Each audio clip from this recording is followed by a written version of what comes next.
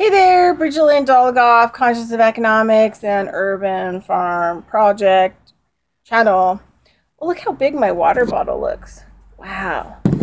Anyway, this video and pictures that follow are from a ceremony lodge, a sweat lodge that Nathan poured, I'm going to say, and it was in 2016. So I'm gonna say like a late winter, early spring 2016, and Nathan Standing Bear. So one of his stops, he basically for 10 years he did a vision quest, and creator in the spirit world, and his ancestors asked him to do ceremony. And so Nathan was white, and he worked and studied with the native people, and he loved going to ceremonies, and he loved doing ceremonies. So for 10 years he was committed. So he had all these like little stop-offs all over, and he had a website called One Earth Family, and a guy named Jesse is taking over Nathan's work because Nathan Standing Bear passed over early 2017. So this was these photos in ceremony. Nathan called me or emailed me and asked me if I would come do the fire and carry the stones for a lodge that he was going to pour in Truckee. And that was just one of his stop-ops whenever he got there. And the people that own the property have a whole thing set up. And the other cool thing about Nathan is everywhere he go do ceremony, he actually had stuff stashed. So he had camps and stuff that he could, open and unfold and do the ceremonies that whatever he was going to do. One of my favorite things about Nathan is anytime you got to camp with him, or there was, ceremonies, multiple ceremonies, and you stayed the night, he would always get up early every morning and sing the morning song a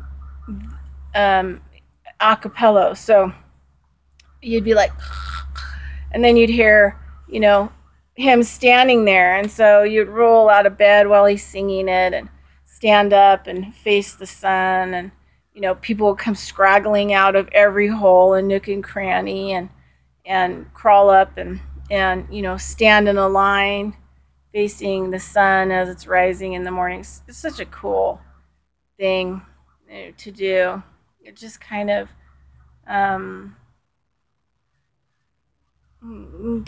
gives you that family feeling, and purpose and connectedness to your day, to the earth, to the sun, and just really kind of honors all of that, puts it in perspective. So anyway,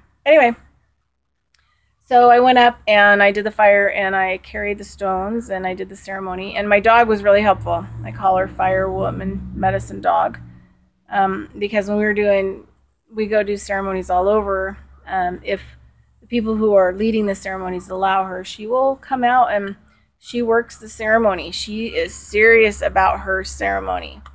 And up there at this particular ceremony, once we started working the fire and getting the fire going, there were dogs like running around and playing, and she'd growl at them and snap at them. She wanted to keep them away from the fire and the lodge.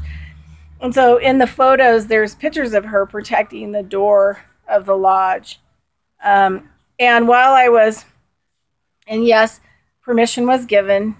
Nathan gave me permission to, if there was anything that needed to be photographed or that we could later, show people, or he could put up on his site, to go ahead and take photos. So some of these people have already seen these photos. So, but I'm putting them up now because they're super great photos. So here I am tending the fire.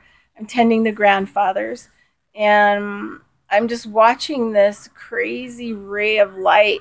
Literally, it comes down, and then it slowly is moving, and it literally moves its way right into the door, into the lodge, And I think they were in like the third or fourth round, maybe the fourth round they were finishing.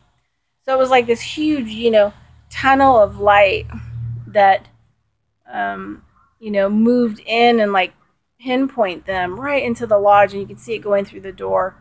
And so these photos are of that. So I love to photograph the duty, or the anomalies, or sometimes I take lots of photos of things and spirits like, show themselves to me. So it's pretty common, but I love when I get to be able to share those things, because sometimes people just don't believe until you see, and then you see the magic, and you see what the prayer's doing, and you see what kind of impact that you're making. I mean, obviously there's something bigger and further out that noticed that we were doing this, and was so interested that it came down, a ray of light to participate. So anyway, so this was the last time that I actually saw Nathan Standing Bear physically. After this, he was leaving for the East Coast, and I believe that he ended up going to Standing Rock, and he was doing a whole bunch of stuff at Standing Rock, and he really impacted a whole bunch of people's lives there. And then he passed a week before they closed Standing Rock in a Bismarck hospital in North Dakota. So I didn't get to see him after this, and I didn't really get to talk to him. But he was posting things on Facebook along with all the other Standing Rock people that I came to know. And then not too long ago we had the ceremonies. His ashes and his stuff finally made it way back to the Truckee area, exactly where I did the ceremony with him. And at first, I wanted to do the fire tending and take care of the grandfathers in behalf of the lodge for Nathan's ceremony. And they had other people doing it, but after the first round, they saw that I could do it, and it's what I really wanted to do. And they moved back into the lodge and stayed in the lodge so that they could really do some work and have Nathan watching out for him, doing this work. So it was super great, and I just was really grateful for his ceremonial passing lodge, that I could do the fire tending and carry the grandfathers. So anyway, thank you so much for listening. And the photos are of the last lodge that I did with Nathan and saw him in person. So thanks so much for listening. Have a great day. Bye-bye.